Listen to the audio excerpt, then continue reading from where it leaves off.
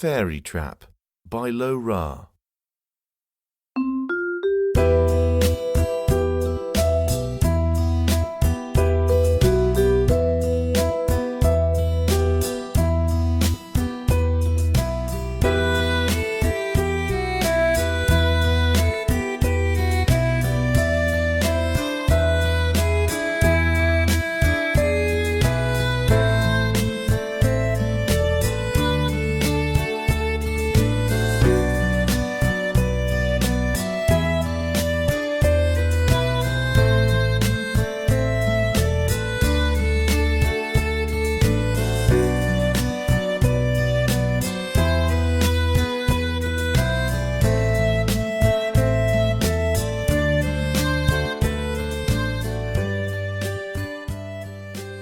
In the evening, the snow came thick and heavy. The pocked cobbled streets smoothed out and glistened tiredly in the pale glimmer of streetlights. Unprepossessing buildings on both sides of a crooked lane became gingerbread houses with sugar glass windows. A youth was striding along the pavement, trying to wrap an unseasonably flimsy dark green hooded mac tighter around his body. A one-eyed tram passed him by with a clatter and a howl. Several dozen yards further down, it stopped and begrudgingly opened its rear door with a testy hiss. The youth threw back his hood and gave chase. As he was running past the tiny cottage with a window, ornately laced with frost, the twinkling street lamp went aglow, lighting up his delicate profile and wind-blown smooth hair. High above his head, there came a flare of lightning. Time gave a sigh and momentarily stood still. The boy, however, did not notice anything. He dived into the cold belly of the tram, lowered himself on a hard wooden seat, and gave a contented sniffle. And in a cozy room behind the sugar glass window, 3 women were sitting and smiling slyly. They looked like sisters. Only one had eyes that were a deep, almost bottomless black. Another's were as blue as summer cornflowers, while the eyes of the third shimmered like pools of liquid chocolate. The women were fairies.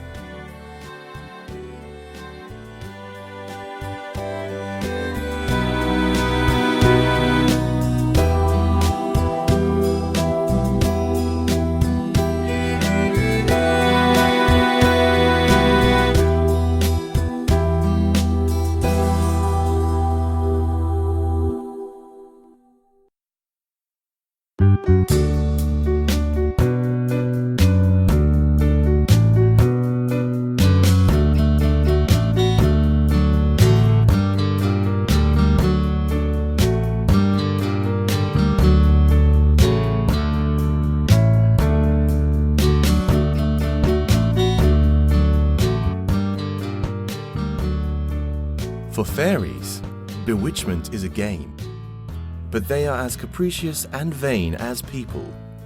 Above all else, fairies treasure the ability to charm and tempt, to command a stranger into an enraptured and pliable admirer. The day before, the sisters, and they were indeed sisters, the dark-eyed, graceful Kira, porcelain-skinned, pampered Vega, and ginger-haired, giggly Lada. The day before, they had had a squabble. Each considered herself an unsurpassed enchantress. The fairies shamelessly boasted of past victories, calling out fanciful chants. When they finally got tired and out of breath, they fell silent, fixing each other with angry gazes. "All right, if we cannot agree, let's have a contest," Kira suggested. "I'm in," uttered Vega languidly. "Me too," nodded Lada. "I wonder who the snowfall will bring to us this time. How shall we take turns? Straws?" The sisters nodded in agreement.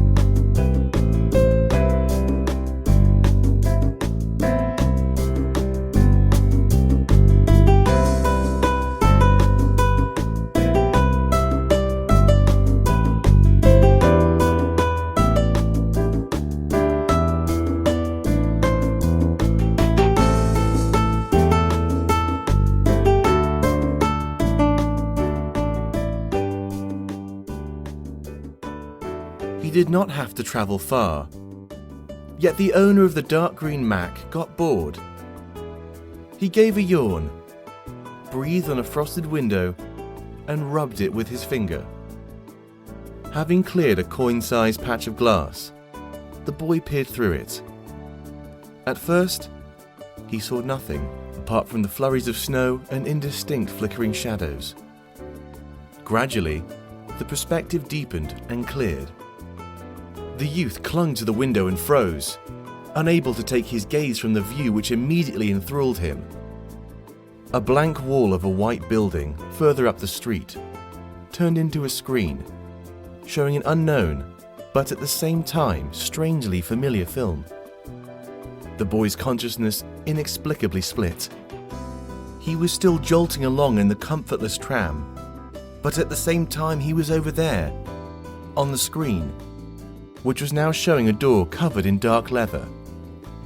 The door cracked open, as did the boy's mouth, perhaps due to astonishment. He pressed his left cheek against the window. His right eye closed shut. The body went limp, and the passengers, if asked, would hardly be able to say whether their fellow traveller was awake or asleep.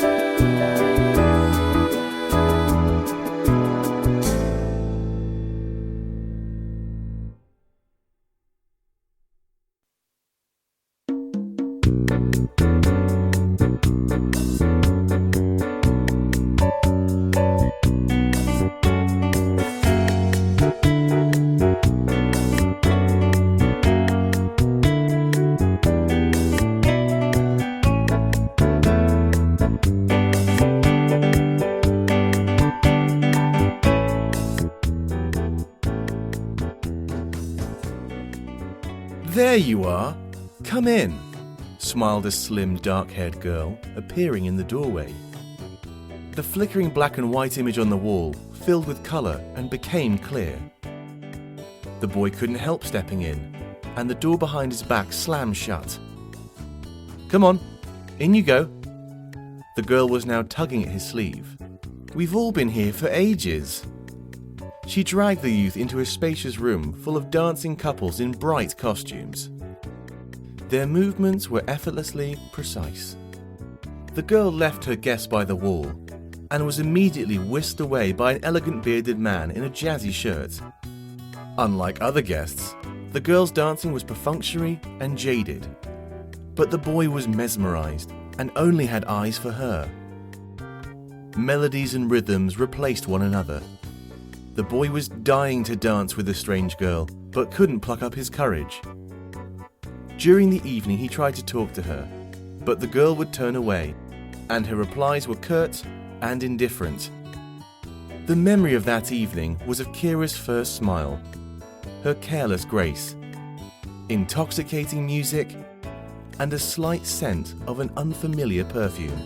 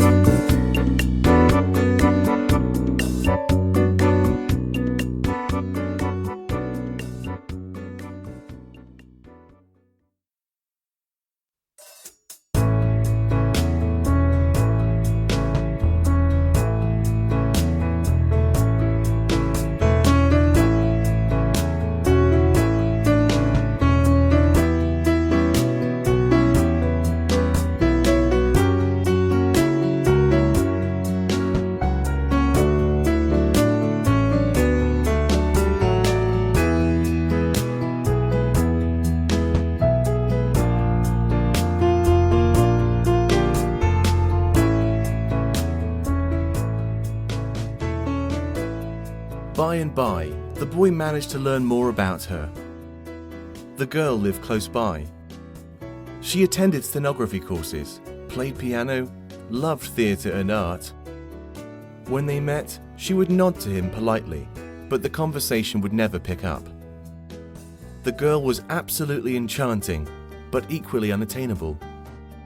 As he did not have an opportunity to get closer to her, he imparted to her a great multitude of virtues. She overwhelmed and inspired. Previously indifferent to music, he was now imagining her light fingers gliding over the keys, hearing lingering chords in his mind, and his soul soared. The girl took interest in paintings, so he frequented galleries, spending hours in front of portraits as they brought to mind her captivating features. The theatre became his second home.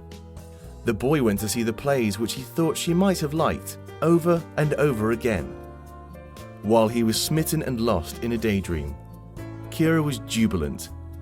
"He is at my feet now," she told herself. "This is seduction in its most artistic form."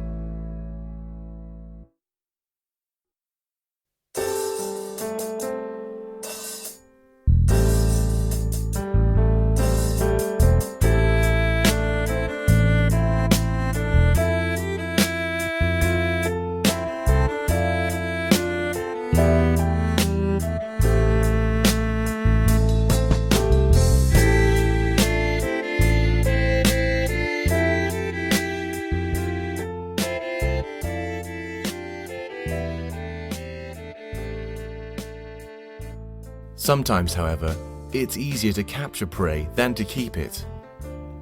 Weeks went by, then months. The boy's behaviour did not offer much variety. He wrote naive poems, and then, abashed and blushing, attempted to read them to his beloved. Kira found the poems ridiculous. Once in a dimly lit room, he finally plucked up the courage to invite her to dance. A waltz was announced, and the boy started. He recognized the melody from that first evening, when the girl had smiled at him for once. "How boring," she said, tossing her head, obviously annoyed, "and I was hoping to have some fun." It was a momentary lapse on Kira's part, but it proved enough. The boy's head spun. He suddenly realized that the beautiful music, which was now part of his very being, always caressing his soul at the sight of the girl, in reality had nothing to do with a cold-painted doll in front of him. It was not her he was in love with, but a phantom conjured by his imagination. He realized all that, and his heart instantly emptied out. "Oh," said Kira quietly, with a peevish shrug. The image on the screen rippled, then flickered and disappeared.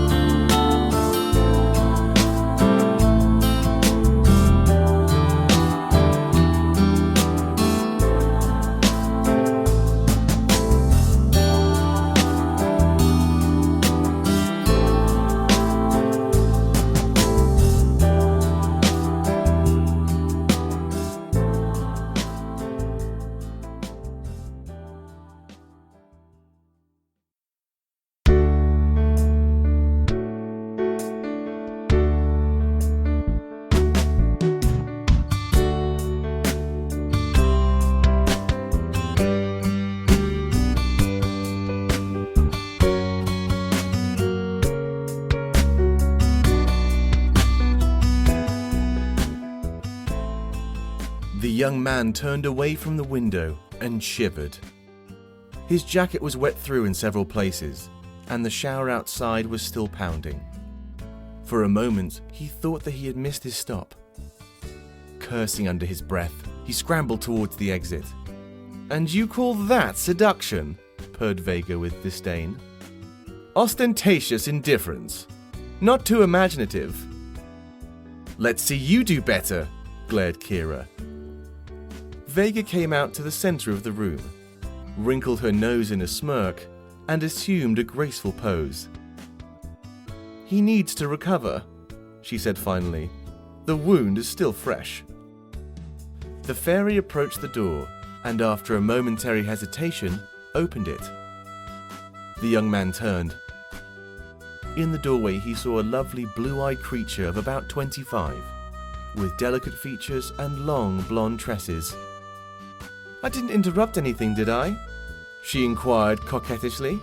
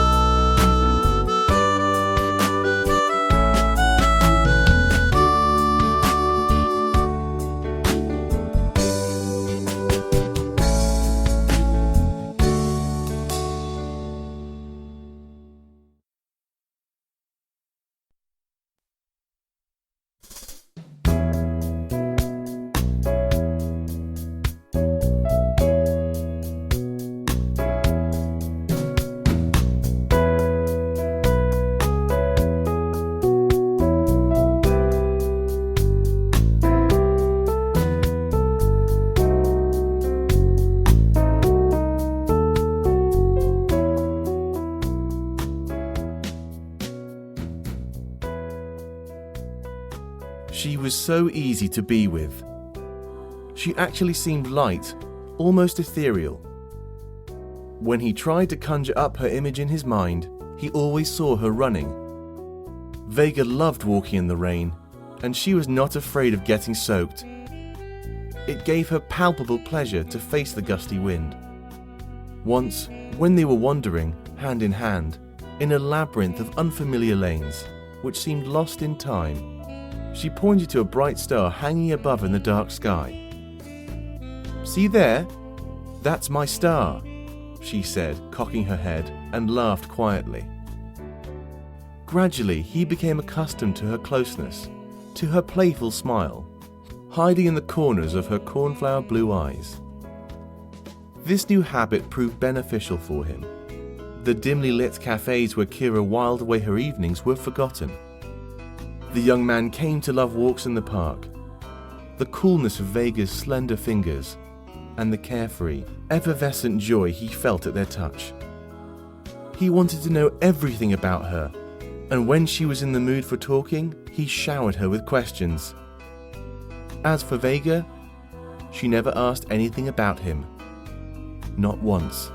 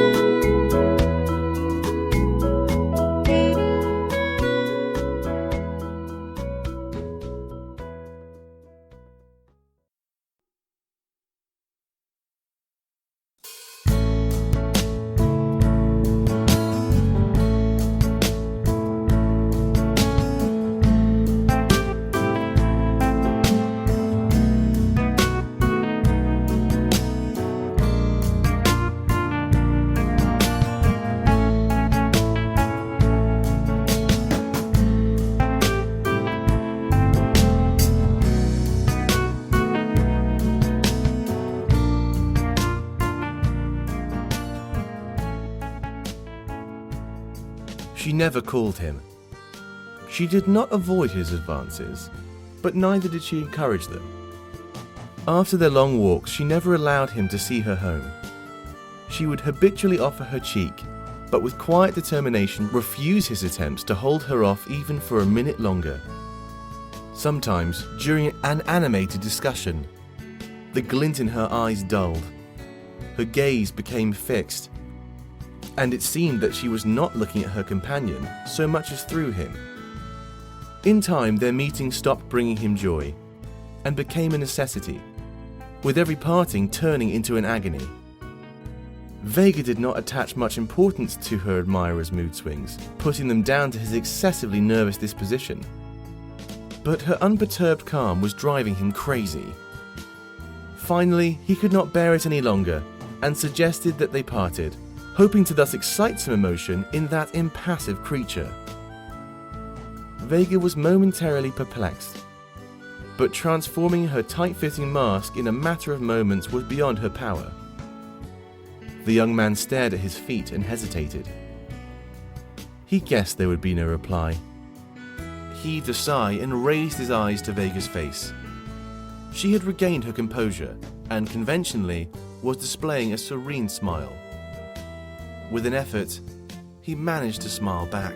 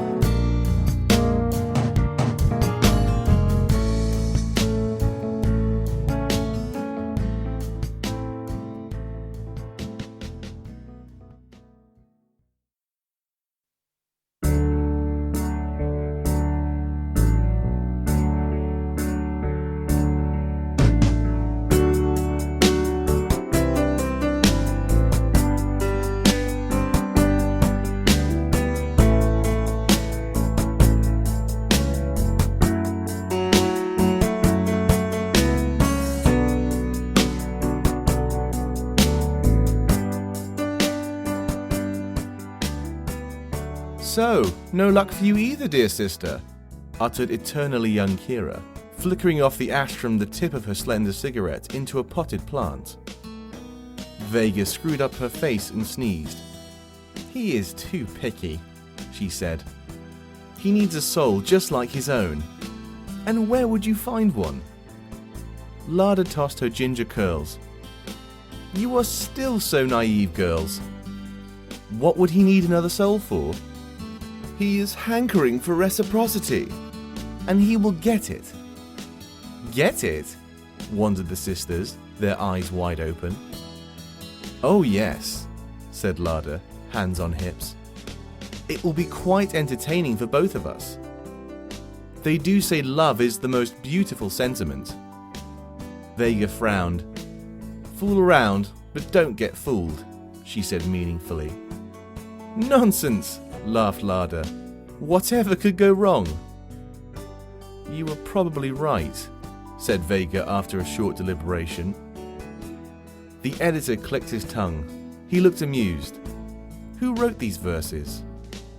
"What verses?" replied an invisible voice from behind a wall of bookshelves. "About the cat and the squirrel."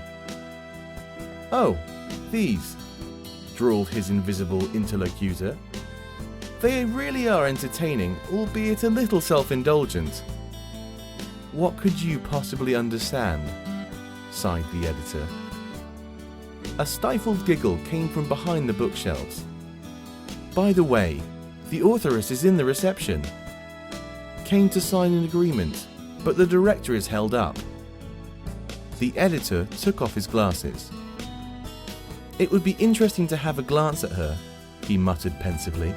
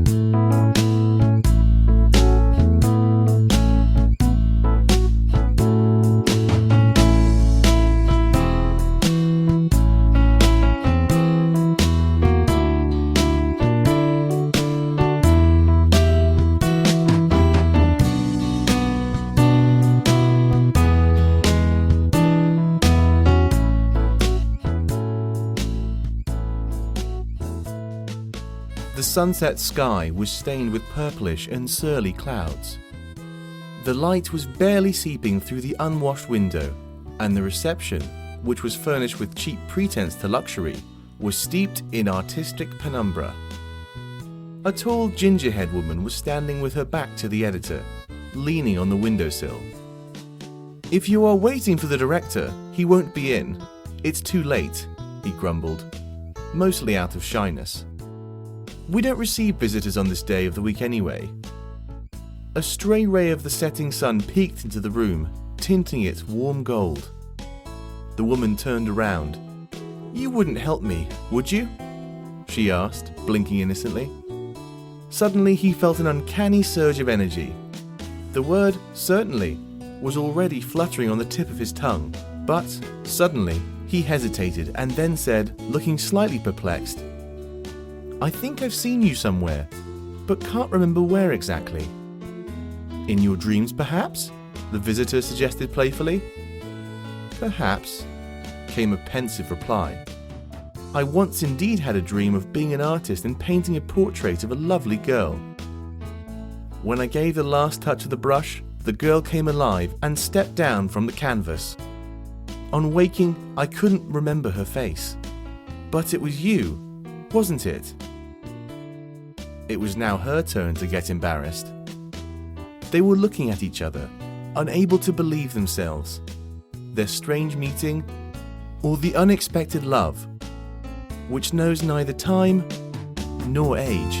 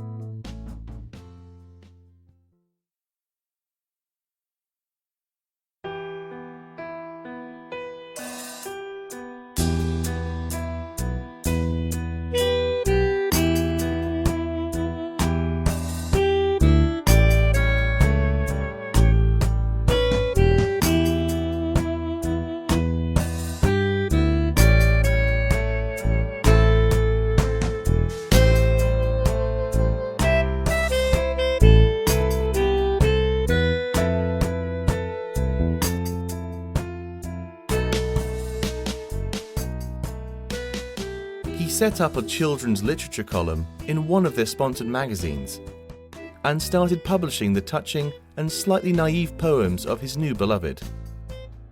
Work, which had of late become tiresome, now regained meaning and flavour. Lada took his services for granted, but surrendered to the new emotion that she was unable and unwilling to fight. Melancholy was alien to her buoyant nature. She never accepted defeat, considering each one a blessing, which would reveal itself in the long run. She had an obvious disregard for valuables, but never forgot to visit the cashiers on payday. Lada glided through life with ease and grace of a swan. His life, on the other hand, was a constant struggle. The affairs of the publishing house left a lot to be desired. Once, after a difficult conversation with the director, he turned to Lada for sympathy. "Never mind," he heard in reply. "It will sort itself out. By the way, when will you pay me for the new poems?" He was too astonished to reply. She did love him, there was no doubt about that. She sincerely appreciated his earnest, quick wit, and even his peculiar acerbic sense of humour. But to pour his heart out to her was as useless as to appeal to a stone. Fairies sometimes fall in love with mortals, but the flame of the charmed love is spectral and insubstantial. It lets off sparks, but gives no warmth. In despair, he pressed his forehead to the blurred window. and squeezed his eyes shut. When he opened them again, light and fluffy snowflakes were still dancing outside. But Larder was with him no more.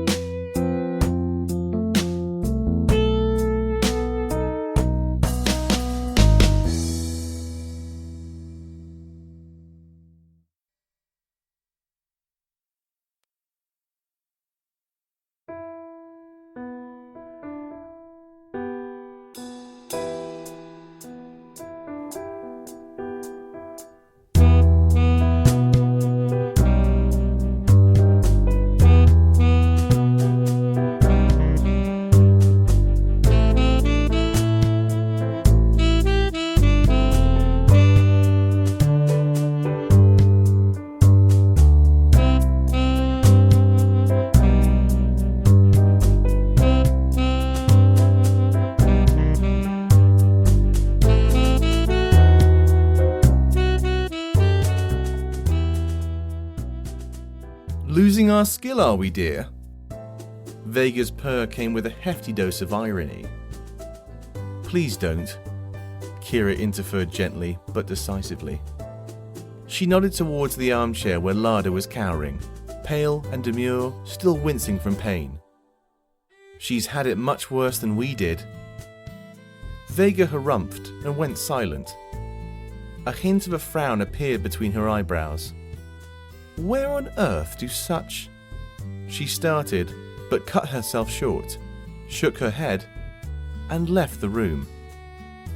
The tramcar jumped at the points. The passenger looked up and glanced around. I think it's here, he said to himself. The snowfall had ended. A cloudy shroud had ripped open and the curious moon was peeping through the tear. The man tidied his coat and started walking along the familiar lane. Happiness is indeed a butterfly, he mused. But whatever they might say, life is full of surprises, and mine is still all ahead of me. Suddenly he felt peaceful and serene. He passed some heavy cast iron gates, turned the corner, walked into the nearest entrance, and stopped in front of a dark leather covered door. The door cracked open. Who are you looking for? Asked the slim, dark-haired girl appearing in the doorway. In the twilight, her face looked very young. Wrong entrance, I suppose, said the guest haplessly. The fairy glanced at him with a strange expression, which the man took for curiosity.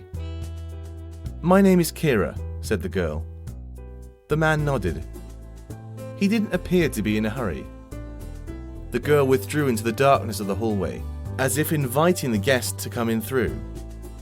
He stepped forward, and the door behind him slammed shut. Silence enveloped him like a down quilt. He didn't feel like switching on the light. He was standing there, breathing in an imaginary, intoxicating fragrance of perfume, and gazing after the phantom lights of an imaginary nighttime tram.